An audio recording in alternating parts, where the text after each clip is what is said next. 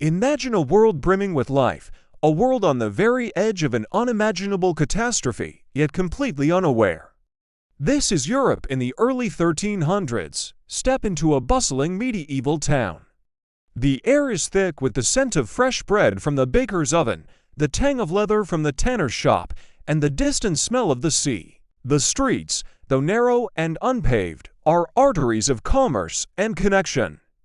Merchants from Genoa and Venice, their faces weathered by sun and sea, haggle over silks and spices from the far-off east. You hear a cacophony of sounds, the blacksmith's hammer striking an anvil, the cheerful chatter of market-goers, the laughter of children playing in the alleyways, and the gentle tolling of church bells that marks the rhythm of daily life. This was a time of growth and cautious optimism. For centuries, Europe had been slowly emerging from the so-called Dark Ages. Populations were growing, and with them, the towns and cities. Paris, London, Florence, these were becoming vibrant centers of culture and trade. New universities were sprouting up, challenging old ideas and nurturing new ones. Magnificent cathedrals, testaments to faith and human ingenuity, were soaring towards the heavens, their construction taking generations to complete. Life was governed by two unshakable pillars, the feudal system and the church. Your place in the world was determined at birth. If you were born a peasant, you worked the land of your lord, your life tied to the seasons of planting and harvest. Your world was small, perhaps no larger than the few miles around your village. The lord, in his stone castle, offered protection in exchange for your labor and loyalty. It was a rigid, hierarchical society, but it provided a sense of order and stability. Above all, there was the church. Its power was absolute, touching every aspect of life from birth to death. The Pope in Rome was the most powerful man in Christendom, and his authority reached into every kingdom, every town, and every soul. The church was the source of knowledge, the guardian of morality, and the promise of salvation in the afterlife. For the common person, faith was not just a belief. It was the very lens through which they understood the universe. God was in his heaven, the king was on his throne, and all was as it should be. Let's look at the bigger picture. Trade routes, both by land and sea, were expanding like never before. The Mediterranean was a highway for goods and ideas. Great sailing ships, their single masts bearing large square sails, braved the open waters, connecting Europe to the Byzantine Empire and the Islamic world. Caravans trekked the legendary Silk Road, bringing exotic treasures from as far away as China. This interconnectedness was the engine of Europe's prosperity.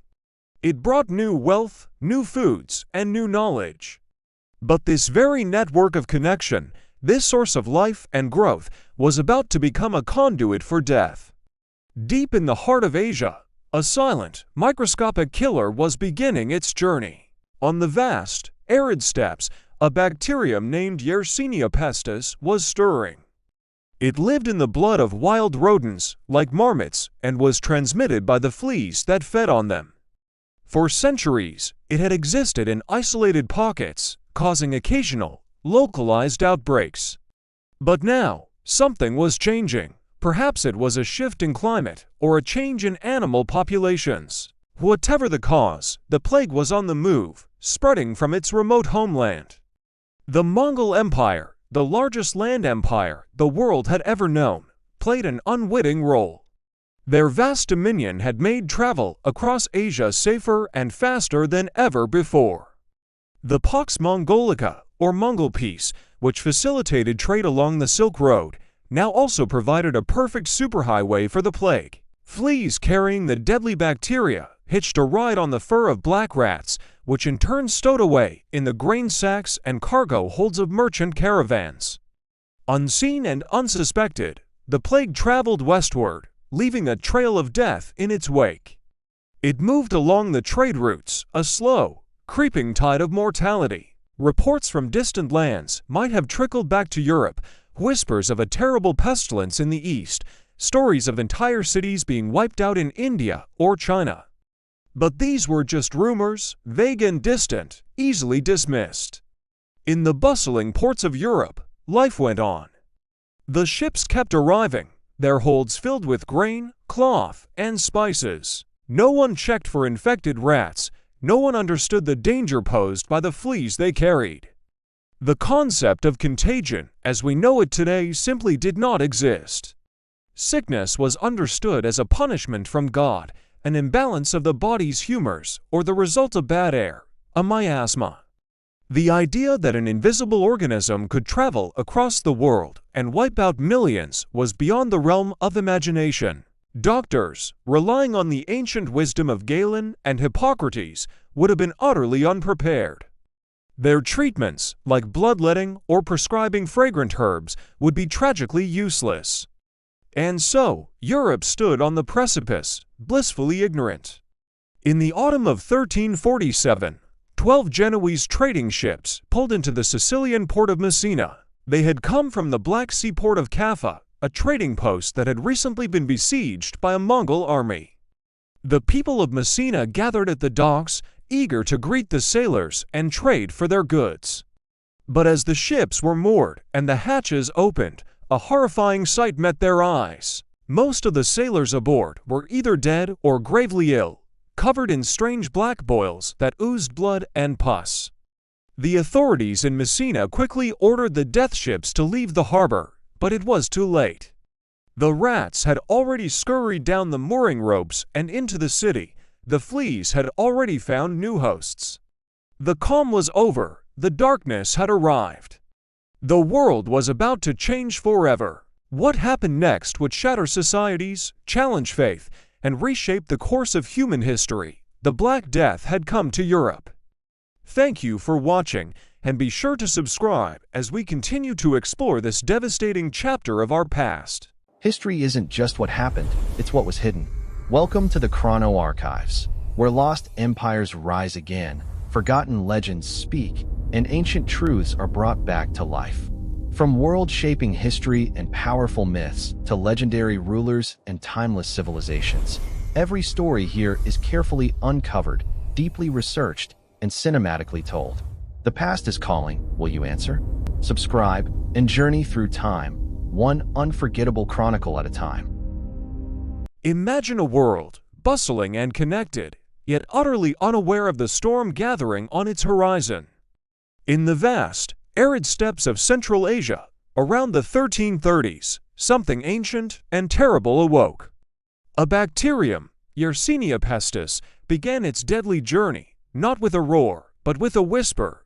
This was the birth of the Black Death. For centuries, the Silk Road had been the lifeblood of continents, a sprawling network of trade routes carrying silk, spices, and ideas between East and West.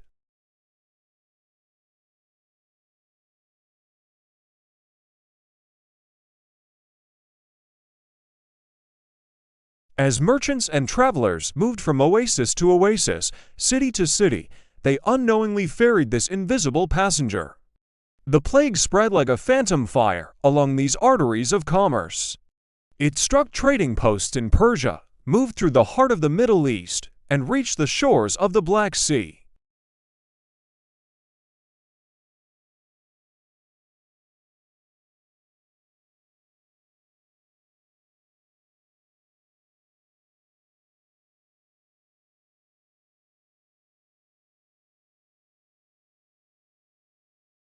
Kaffa was under siege by the Mongol army of the Golden Horde. But the besieging army had a problem far worse than the city walls. The plague was ravaging their ranks. In a move of desperate and terrifying biological warfare, the Mongol commander ordered his soldiers to catapult the corpses of plague victims over the city walls.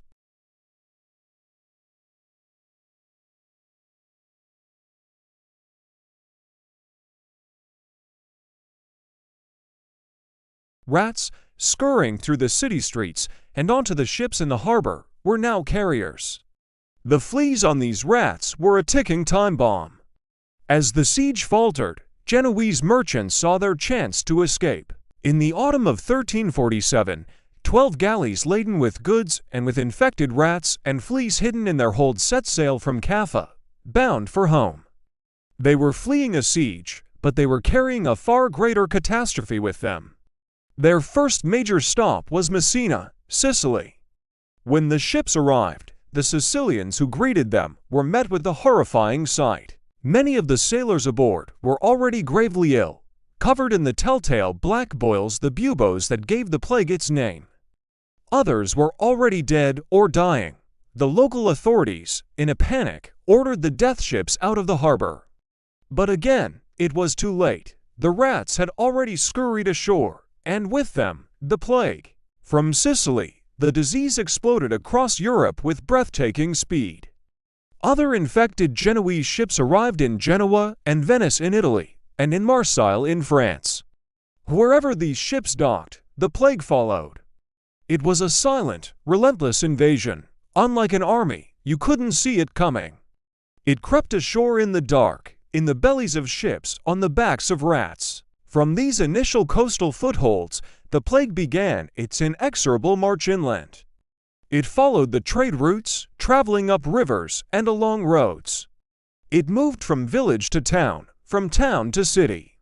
People fleeing the sickness in one area would unknowingly carry it to the next, accelerating its spread. Within months, much of Italy and France was in its grip. Imagine the confusion and terror. People would go to bed healthy and be dead by morning. Entire families were wiped out in days. Doctors and priests who tried to help were often the first to fall.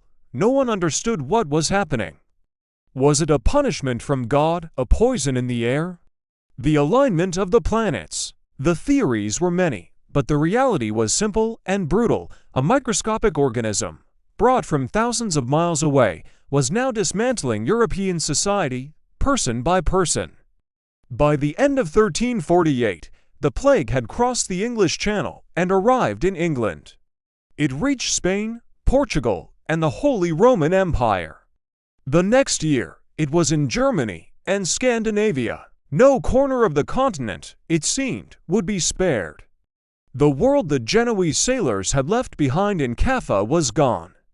In its place was a world gripped by fear, death, and a silent, creeping dread that had arrived on the tide. This was not just a disease, it was an apocalypse. The arrival of the Black Death marked the end of one era and the violent, agonizing birth of another. And it all started with a flea, on a rat, on a ship, making its way from the heart of Asia to the shores of Europe. Thank you for watching. If you found this glimpse into the past compelling, be sure to like this video and subscribe for more deep dives into history's most pivotal moments. It began as a whisper, a rumor from the East carried on the salt-sprayed wines of the trade routes. A sickness, a pestilence, but no one was prepared for the reality. By 1347, it was no longer a distant tale, it was here. It had arrived on the shores of Europe, disembarking from the Genoese trading ships that limped into the Sicilian port of Messina. The sailors who staggered ashore were phantoms, their bodies marked by a grotesque new affliction. At first, it was a fever, a simple malady, but then came the swellings. Hard, painful lumps in the groin, the neck, the armpits. The doctors called them buboes, and they were a death sentence. Soon after, dark, bruise-like spots would bloom across the skin, a macabre blossom that earned the sickness its name, the Black Death. From the moment the first symptoms appeared, death was seldom more than a week away. From Messina, the plague exploded. It was a wildfire, and the bustling trade networks of Europe were its tinder. It clung to the clothes of merchants, hid in the fur of rats, and traveled in the lungs of the unsuspecting. It followed the sea lanes, storming the great ports of Genoa, Venice, and Marseille. Each city it touched became a new epicenter of despair. The docks, once symbols of prosperity and connection, became gateways for annihilation. Inland, it advanced with terrifying speed. It didn't just follow the major trade arteries. It seeped into every village, every hamlet, every isolated monastery. It moved up the Rhine River, swallowing Avignon, the seat of the papacy. It crossed the Alps into the Holy Roman Empire, leaving a trail of devastation. It sailed across the Channel to England, arriving in the summer of 1348, and from there, it pushed into Scandinavia and even remote Greenland. Within 5 years, no corner of the continent was untouched. The known world was shrinking, enveloped by a shroud of death. Life in the cities disintegrated. Streets that once pulsed with the energy of commerce and community became silent highways of dread. The first sign the plague had arrived in your neighborhood was the smell. Then came the sounds, the incessant ringing of church bells tolling for the dead, a sound that soon became so constant it was simply ignored. The cries of the sick and the wailing of the bereaved became the new city soundtrack. Fear became the new currency. Society, with its intricate rules and social bonds, began to fray. Doctors, sworn to heal, refused to see patients. Priests, meant to offer last rites, barred their church doors. Neighbors turned on neighbors, parents abandoned their children, and husbands and wives fled from each other at the first sign of a cough. The plague didn't just kill the body, it poisoned the soul of society itself. The sheer volume of the dead was unimaginable. At its peak, cities like Florence were losing hundreds, sometimes thousands, of citizens every single day. The graveyards overflowed, dignified burials became a luxury of the past. Bodies were left in the streets, piled up outside homes. Municipal authorities, overwhelmed and desperate, organized plague carts. Every morning, the grim call would echo through the deserted alleys, "Bring out your dead." Bodies were collected with hooks and tongs, thrown into the carts like refuse, and trundled to mass graves dug outside the city walls. These plague pits were vast, gaping wounds in the earth, filled layer by layer with the citizens of once great cities. People searched for answers, for someone or something to blame. Was this the wrath of God, a punishment for mankind's sins? Processions of flagellants snaked through the countryside, whipping themselves in a bloody public penance, hoping to appease a vengeful deity. Others blamed the stars, a malevolent alignment of the planets. And in the darkest corners of human nature, fear curdled into hate. Minority groups, particularly Jewish communities, were scapegoated, accused of poisoning wells. This baseless accusation led to horrific massacres, a wave of violence that added another layer of tragedy to the unfolding catastrophe. In the face of this incomprehensible horror, people reacted in wildly different ways. Some locked themselves away, creating sterile bubbles in a dying world, refusing all contact with the outside. Others, believing their days were numbered anyway, gave in to utter abandon. They feasted, drank, and caroused, living out their final hours in a frenzy of hedonism. The moral fabric of society was torn to shreds. By the time the first great wave receded around 1351, the European landscape was forever changed. It is estimated that the Black Death wiped out between 30% and 60% of the continent's population. In some regions, entire villages vanished from the map. The world that emerged from the shadow of the plague was a different place. The demographic collapse had profound consequences, leading to labor shortages that would eventually empower the peasant class and help dismantle the feudal system.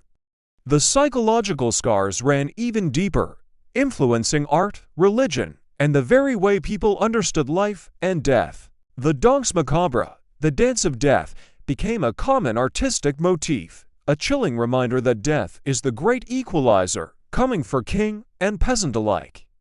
The Black Death was more than just a pandemic. It was a cataclysm that ended the medieval world and, from its ashes, set the stage for the dawn of a new era. The memory of the carts, the pits, and the fear would linger for generations, a ghost haunting the future of Europe. The world as they knew it was coming apart at the seams. It began subtly, a whisper of a strange sickness, but it grew into a roar that consumed everything. In the cities and villages, a grim new reality took hold. The healers, the learned doctors, were utterly baffled. They watched helplessly as the affliction swept through their communities, their remedies and potions proving useless against an invisible, relentless enemy.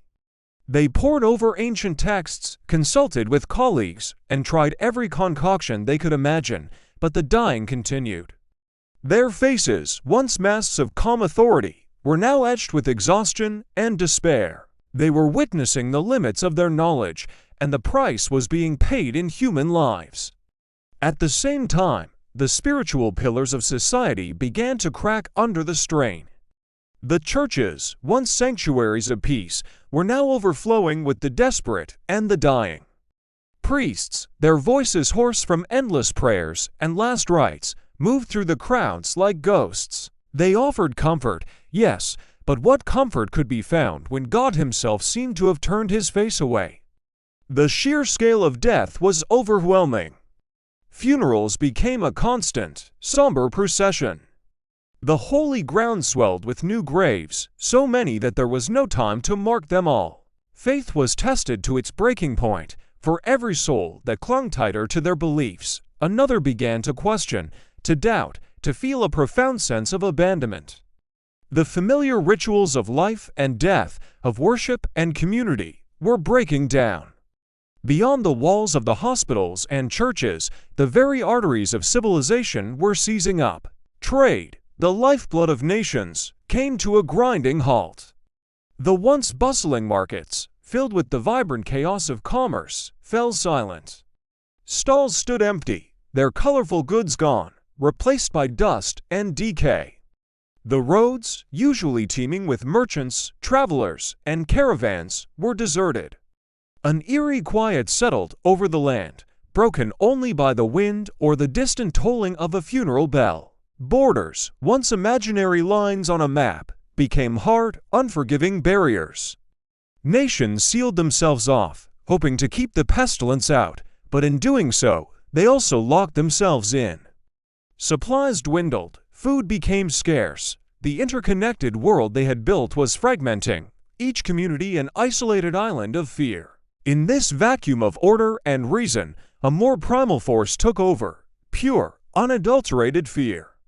It was a poison of the mind, spreading just as quickly as the plague itself. Panic became the new currency. People fled their homes, carrying the sickness with them into the countryside, creating new epicenters of despair. Neighbors eyed each other with suspicion. A cough, a fever, was enough to make you an outcast. In the absence of real answers, superstition flourished. Strange charms were worn, bizarre rituals were performed, anything to feel a sliver of control in a world spiraling into chaos. The search for meaning twisted into a hunt for someone to blame. And so, the scapegoating began. Outsiders, minorities, anyone different became a target for the collective rage and terror. People, driven mad by grief and fear, turned on each other. It was a witch hunt born of desperation, a dark stain on an already dark time. Society wasn't just falling ill, it was devouring itself. This wasn't just a crisis of health, it was a complete societal collapse. The structures that had held their world together, medicine, faith, commerce, law, had crumbled. Trust evaporated, the social contract was shredded. Every person was left to navigate a terrifying new landscape, one where the old rules no longer applied and every shadow could hide a threat, be it the invisible plague or the panicked desperation of a fellow human being. The frightened crowds huddled in their homes, peering out at a world they no longer recognized. The abandoned markets and empty roads were monuments to a lost age.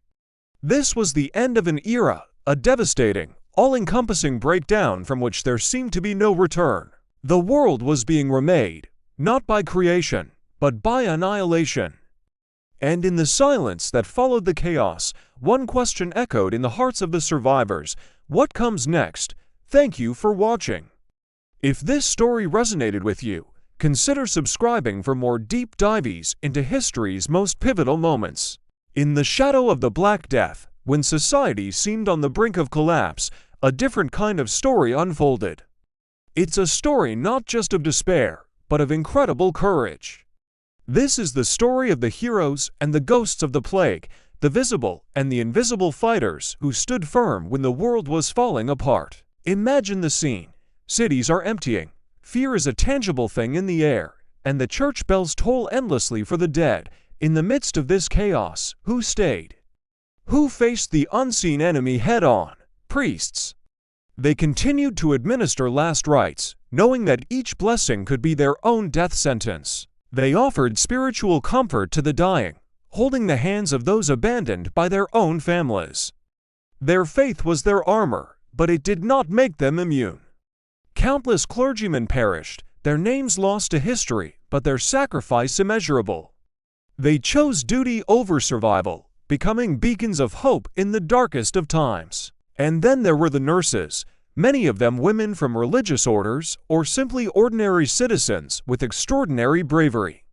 They worked in makeshift hospitals, overflowing with the sick and dying. These weren't the sterile, organized hospitals we know today. They were often just large halls, filthy and filled with the sounds of suffering. The air was thick with the stench of sickness. Yet, these women cleaned wounds, changed linens, and offered sips of water. They provided a touch of human kindness in a world that had become brutally unkind. They were the invisible army fighting a war with compassion as their only weapon. It wasn't just those in religious or medical roles. Brave workers from all walks of life kept the gears of society from grinding to a complete halt. Grave diggers, for instance, performed one of the most gruesome and dangerous jobs imaginable. Day and night, they collected the bodies from homes and streets, often piling them into mass graves. They faced the plague in its most concentrated form, yet they continued their grim work, providing a final, necessary service to the dead and preventing an even greater public health disaster. Without them, the cities would have literally choked on death. While many physicians fled, some doctors remained, desperately trying to understand and combat the disease.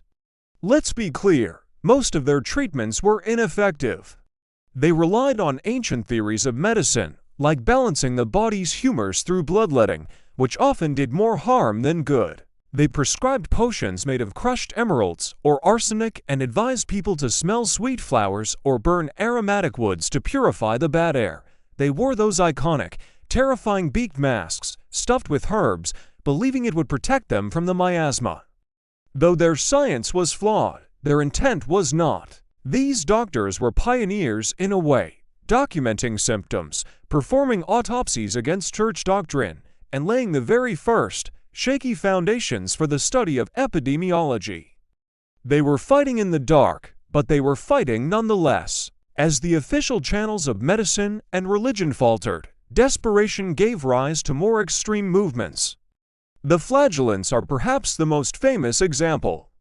These were processions of people who would march from town to town, whipping themselves in public displays of penance. They believed the plague was God's punishment for humanity's sins, and that by inflicting pain upon themselves, they could atone for those sins and appease a wrathful God. Crowds would gather to watch, some in awe, others in terror.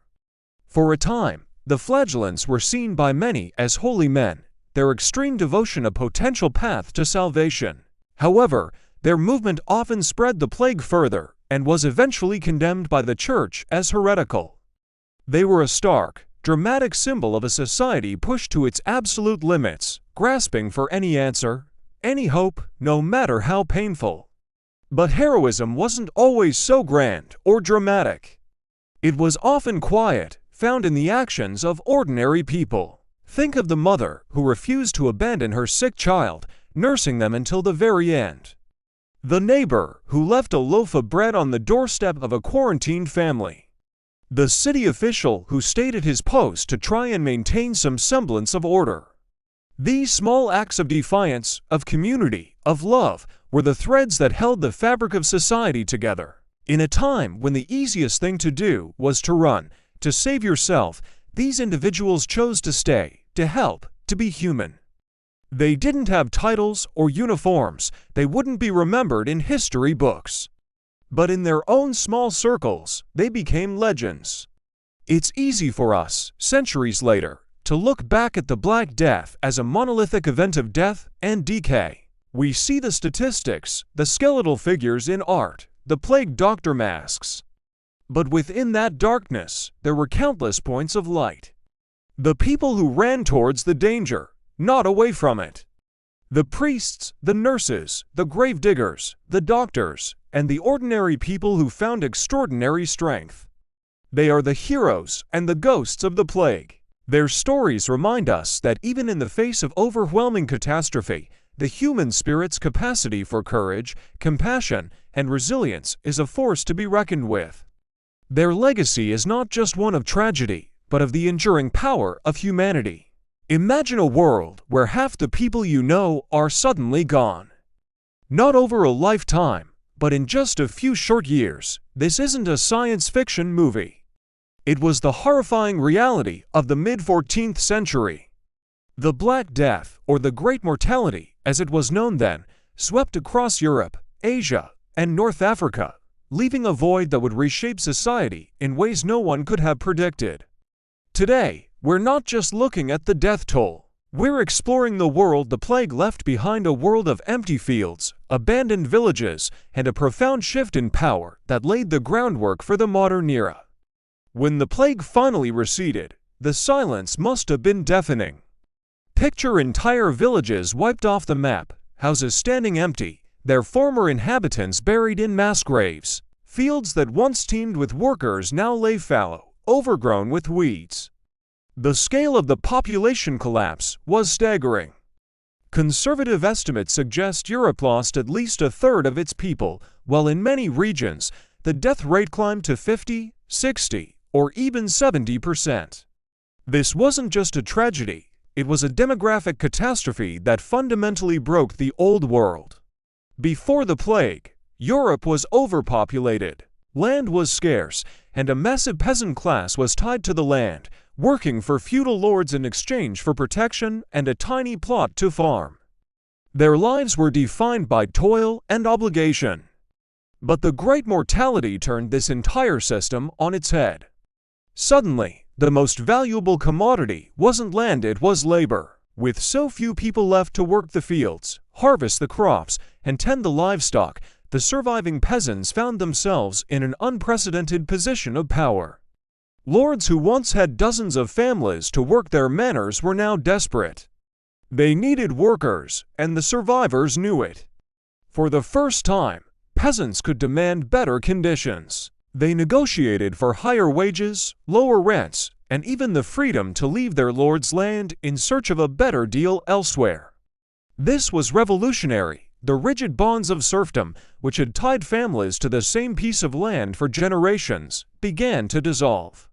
We see this documented in laws passed across Europe, like the Statute of Laborers in England, which tried and largely failed to freeze wages at pre-plague levels. The ruling class was panicking. They were losing their grip on the workforce that underpinned their wealth and status. This new economic reality led to dramatic changes in agriculture. With fewer hands to do the labor-intensive work of grain farming, many landowners switched to less demanding activities, like sheep farming. Wool was a valuable commodity, and pastures required far fewer workers than wheat fields. This shift is still visible in the landscape of places like England, with its iconic rolling green hills and stone walls that were built to enclose these new pastures. The world was literally being reshaped by the absence of people. The social order wasn't the only thing crumbling. The authority of the one institution that had dominated medieval life, the Catholic Church, was shaken to its core. For centuries, the Church had provided answers, comfort, and the promise of salvation. It was the center of community, knowledge, and spiritual life. But when the plague struck, the Church was powerless. Priests and bishops died at the same rate as everyone else, sometimes even higher, as they ministered to the sick. Prayers, processions, and penance did nothing to stop the relentless march of the disease. For the average person, this was a profound crisis of faith. If God was all-powerful and the Church was his representative on earth, why was this happening? Why were the righteous dying alongside the wicked? The Church's failure to explain the plague or offer any effective protection led to widespread disillusionment. People began to question its authority, and new, more personal forms of piety emerged. Some turned to radical movements, like the Flagellants, who whipped themselves in public displays of penance, believing they could atone for the sins of mankind and end the plague. Though condemned by the Pope, their popularity showed just how desperate people were for answers the establishment couldn't provide. This erosion of trust in the central church authority was a crucial step on the long road to the Protestant Reformation over a century later. The seeds of religious revolution were sown in the plague pits of the 14th century. The psychological impact on the survivors is harder to measure but no less significant. How do you process a trauma of that magnitude? We see a fascinating duality in the art and culture of the post-plague world. On one hand, there's a morbid obsession with death.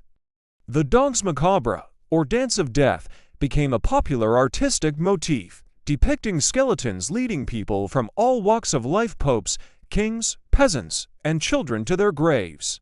The message was clear: death is the great equalizer. This obsession reflected a society grappling with its own fragility. But on the other hand, for those who survived and found their economic fortunes improved, there was an almost frantic live-for-the-day mentality. With higher wages and more disposable income, some commoners began to enjoy luxuries that were once reserved for the nobility. Better food, better clothing, more leisure time. This newfound spending power, this joie de vivre in the face of death, was another sign that the old, rigid social hierarchies were breaking down. The world had been turned upside down, and in the chaos, a new one was beginning to form. In the end, the consequences of the Black Death were as complex as they were profound. It was an unimaginable horror that caused immense suffering and loss. But from its ashes, a new Europe began to emerge. It was a world where the common person had more power, where old institutions were questioned, and where the rigid structures of feudalism gave way to a more dynamic, and eventually, a more modern society. The plague didn't just kill half of Europe, it shattered the medieval mindset and, in doing so, cleared the way for the Renaissance and the world we know today. The abandoned villages and empty fields weren't just symbols of death. They were the fertile ground from which the future grew. Thank you so much for joining me on this journey back in time. If you found this exploration of the post-plague world fascinating, be sure to like this video and subscribe for more deep dives into the moments that shaped our history. Let me know in the comments which consequence of the Black Death you find most surprising. Imagine a world brought to its knees, a landscape scarred by an invisible enemy. This was the mid-14th century, a time of immense loss. But in the deepest shadows, the most resilient seeds of change begin to sprout. From the ashes of this immense tragedy, a new world, one we might recognize today, started to take shape. This is the story not of an end, but of a profound and unexpected beginning. For centuries, European society was a rigid pyramid. At the top, a king, below him, lords and nobles. And at the very bottom, a vast population of serfs tied to the land they worked, their lives belonging not to themselves, but to their masters. This was the feudal system, a structure that seemed as permanent as the stone castles that dominated the horizon. It was a world of obligation, where your birth determined your destiny. But this ancient order was about to face a force it couldn't control, a force that would shatter its very foundations. When the Great Plague swept across the continent, it didn't distinguish between rich and poor, noble and serf. It was a catastrophic equalizer. In just a few years, it wiped out a staggering portion of the population. Fields lay fallow, villages were deserted, and the once unbreakable bonds of the feudal system began to fray and snap. With so few people left to work the land, a simple, powerful truth emerged: labor was now incredibly valuable. Suddenly, the world was turned upside down. For the first time, surviving peasants and laborers found themselves with something they never had before: leverage.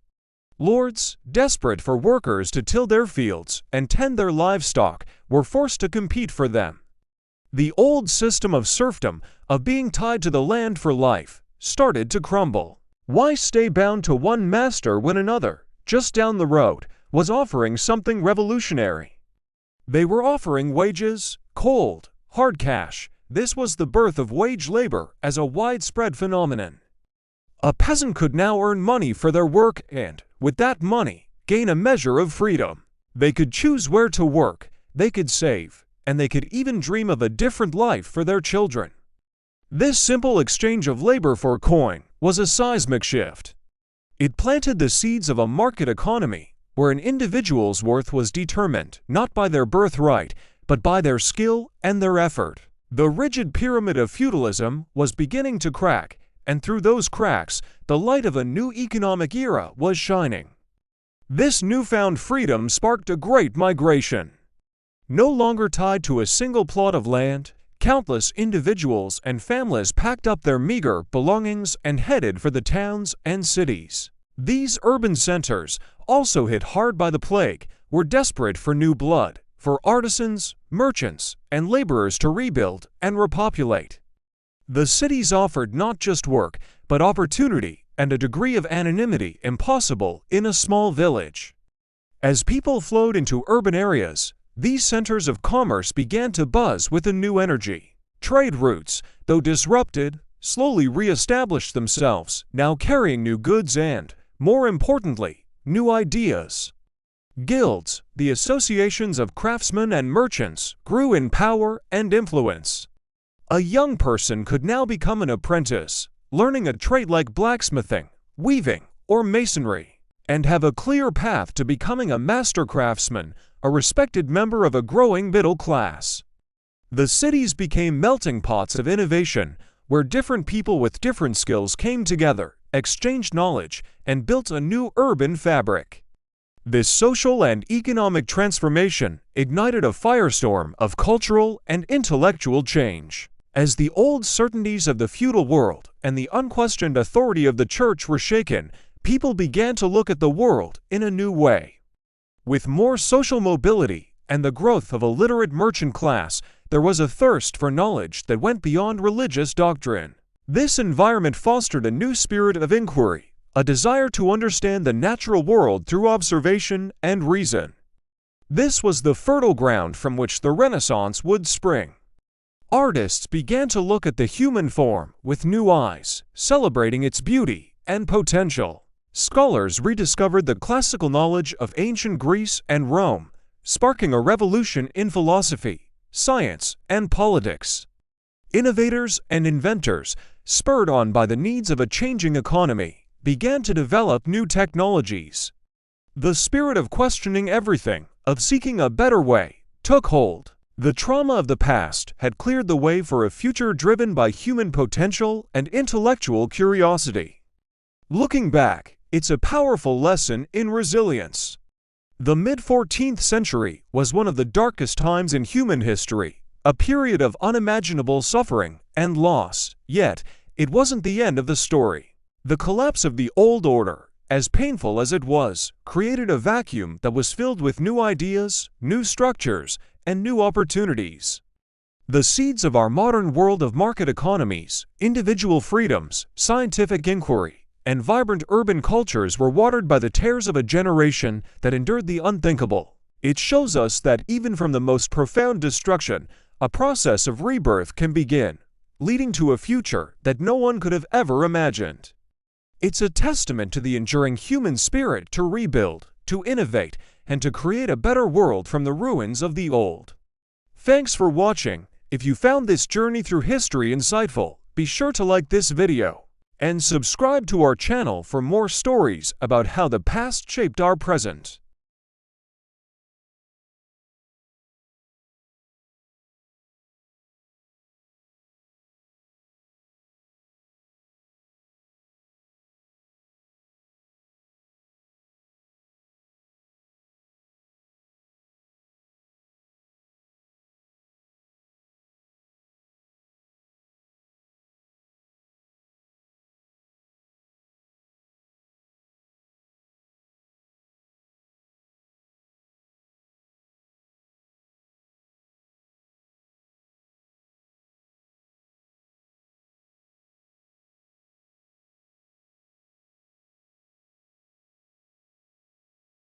The prevailing idea was the theory of humors that the body was filled with four basic substances: black bile, yellow bile, phlegm, and blood.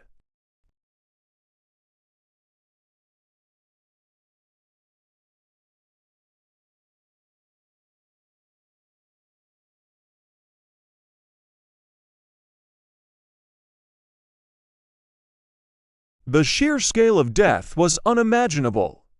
Physicians were helpless, their theories shattered. This catastrophic failure forced a painful but necessary realization: they knew almost nothing.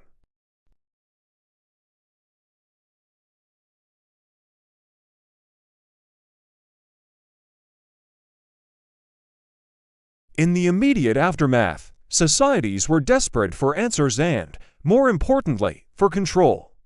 The concept of public health was born from this desperation.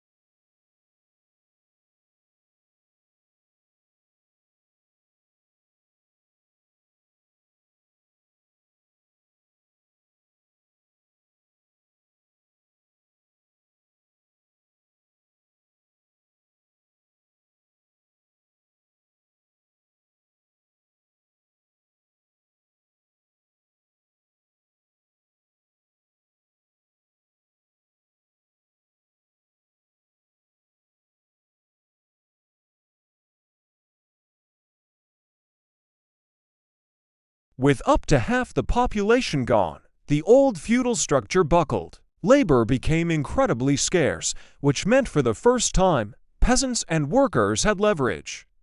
They could demand better wages and better conditions.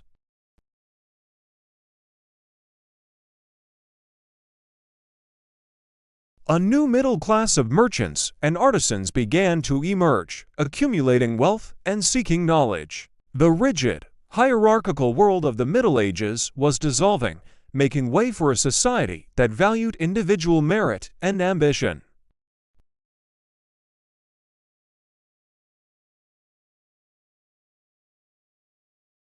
As the immediate terror of the first wave subsided, a deep-seated fear of the plague lingered for centuries.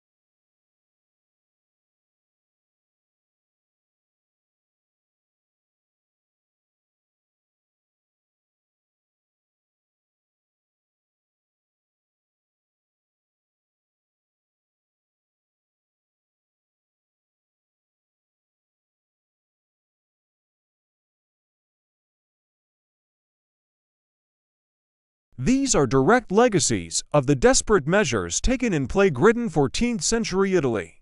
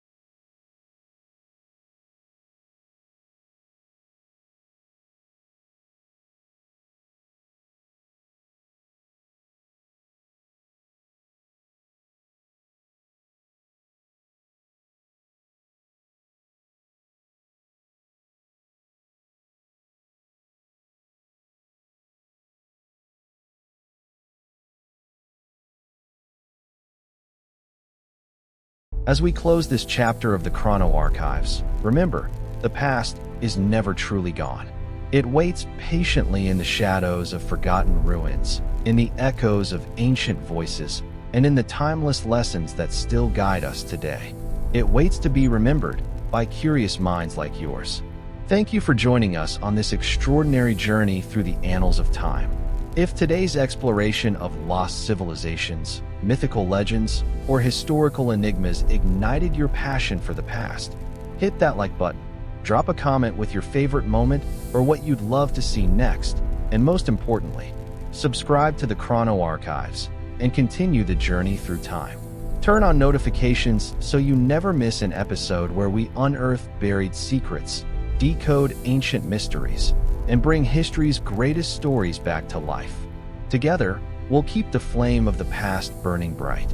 Until next time, fellow time travelers, keep questioning, keep discovering, and keep remembering. The Chrono Archives, where the past lives forever.